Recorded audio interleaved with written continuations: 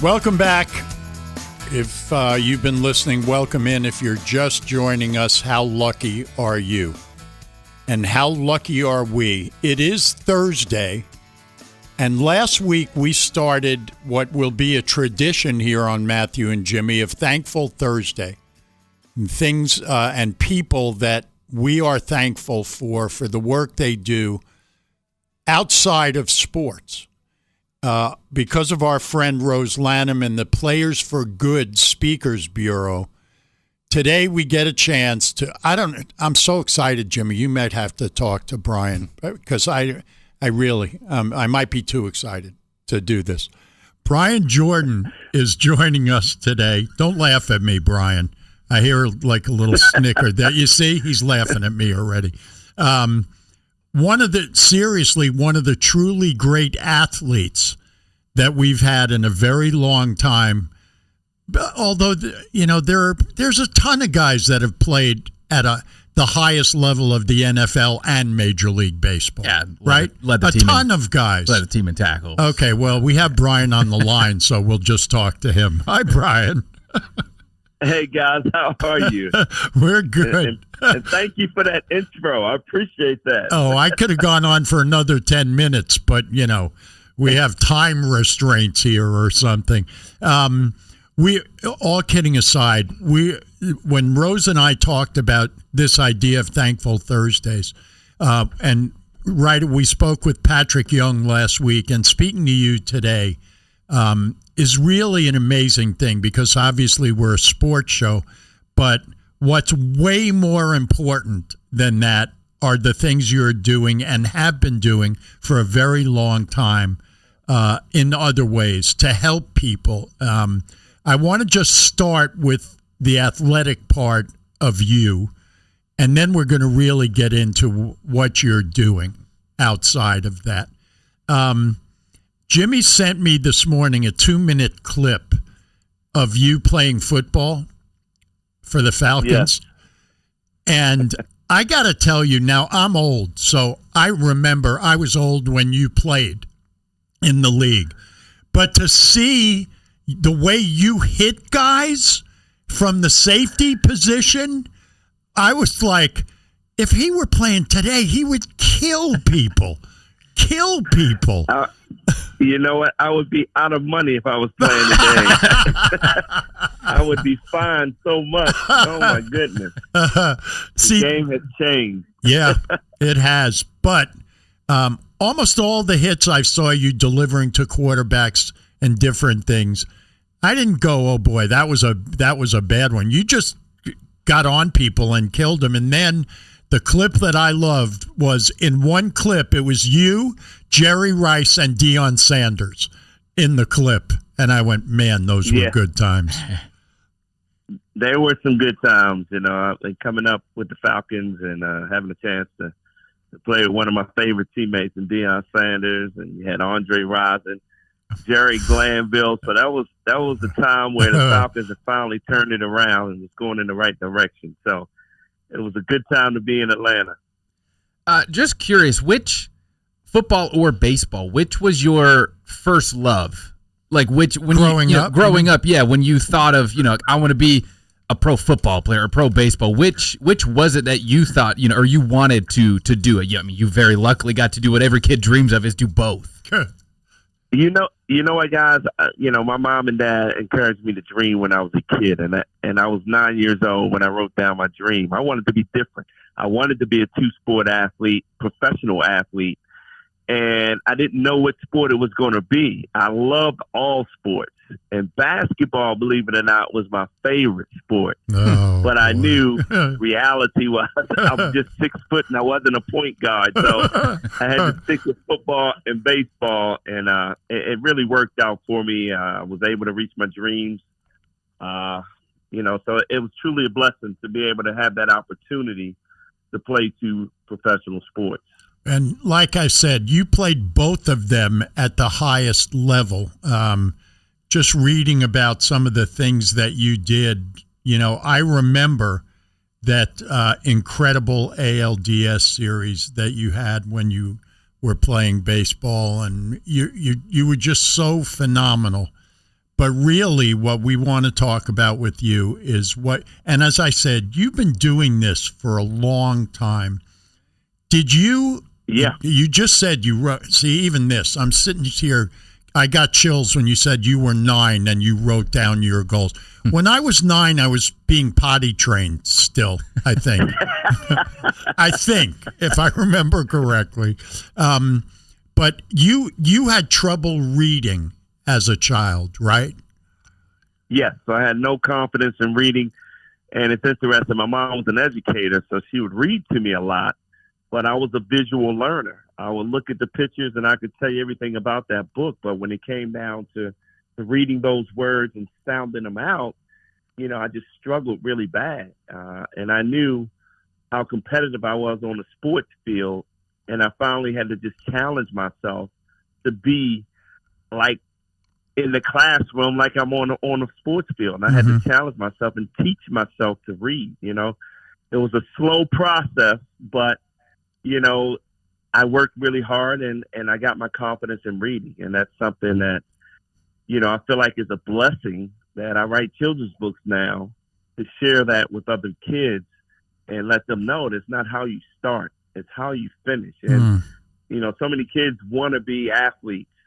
They see that side, but they don't see the struggles that you go through. And to be able to tell those kids that I couldn't read when I was young. Wow. And look at the hands that go up when I ask them, how many of you kids are like me? It's just amazing how many hands go up, and I probably had dyslexia back in the day and didn't know it. Wow. And so many kids today have it, but they're in schools, public schools, where they don't have, testing. Reading teachers. Yeah.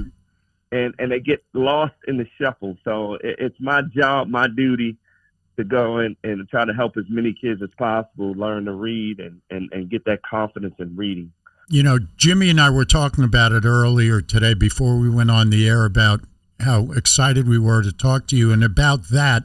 And as children, so many that impacts them in so many ways. They get bullied in school. All of the things you're talking about confidence and stuff. I mean, it seems like a fairly simple thing, but it's a huge deal. It is a huge deal. And one of my books called Time Out for Bullies. Wow. Again, my mom taught special needs kids, and she used to watch her kids get bullied a lot. Yeah. And she would come home and tell me all about it. So I went back to school and I started monitoring the hallways and see who was getting bullied. And of course, it's the smaller kids, the smarter kids. Mm-hmm. And what I did is became their friend. And you will change their lives just becoming a friend. Because when kids get bullied, they feel so alone, like nobody's there for them. Yeah. They're scared to speak up. And when you become a friend of them, I mean, you save their lives. And what I did was just, I picked all the guys who were getting bullied to play on my team, and we were competitive, and they learned how to be competitive. And really, that's how they became confident in themselves. And we became great friends. And you can change a life if you just reach out and shake a hand sometimes. Okay, you're giving me chills all over the place, Brian. Cut it out. And hearing you talk about this, Brian, it is so cool. And I think back to when I was younger. I went to, I think it was in second, third grade, I was in speech therapy for those 2 years. I had a speech impediment, couldn't pronounce my R's or my S's. So I was a part of that, where the reading wasn't the issue, but it was the confidence in reading anything out loud. As soon as that came up, whenever we were in class, I immediately shut down and I didn't want to do anything. I was so anxious and nervous. And to think back to when I was that age, if I had had someone like you come to talk to the class or just do what you're doing now in preaching that confidence and all of that, how it would have changed my mindset and kind of put me at ease. It's and listening to you, it's taking me back to being a kid. It's just so incredible what you're doing, and you don't realize how many other people it affects. How you said, have kids raise their hand. How many kids raise their hand that have issues with whether it's confidence or not being able to read? It's just, it's incredible. It's amazing because, for me, I was a kid in the classroom when the teacher went around to say, who wants to read next? I used to put my head down and I used to act like I was sick. Yeah. But, a lot of kids today, they act out, and they get labeled as bad kids. But if you really research what's going on, a lot of those kids are just scared and intimidated. And if you figure that out, instead of labeling them as a bad kid, they can be successful, you know? So it's great to see hands go up because you really know who's having the struggles like you did. Talk to us for a minute about your foundation, the Brian Jordan Foundation. I mean, this is, God, I don't, we're so lucky to have you on. Tell us about the foundation, Brian. Well, I started back in 1998, and really education is so important for me. You know, although I played 2 professional sports, my biggest and proudest moment was getting my college degree from the University of Richmond. Yep. Be able to share that to kids, the importance of getting that education, because sports can be taken away just like that. So I started in 98 providing scholarships for those kids who were disadvantaged, were very smart, very resilient, but just didn't have the resources, didn't grow up in a economically sound family. And so we provided scholarships for those kids. And it's just amazing when we interview these kids. You know, you find kids being homeless, living out of the car with their mom, but yet they're straight A students, want to go to college, but never get the opportunity. So to be able to provide scholarships for kids was a dream come true for me. And it started in 98. I really started just putting my own money in it. Then we started having golf tournaments to raise money. And we provide those scholarships to the kids before a Braves game out on the field so you can see the smiles and the family and the fans cheer them on. I mean, it's a fun time to see it put the smiles on the kids' face, and that's what it's all about. And I'm very fortunate to be able to, you know, start that foundation and be surrounded with great board members, worker bees, as I call them. And we raised a lot of money. I mean, over almost $1 million of scholarships since 98. So that's so awesome. Do you still have golf tournaments? Yes, we do. At the first week of October, you can go to brianjordanfoundation.com. And yes, that's when we have our big fundraiser, first week of October. I'm telling you right now, I'm coming.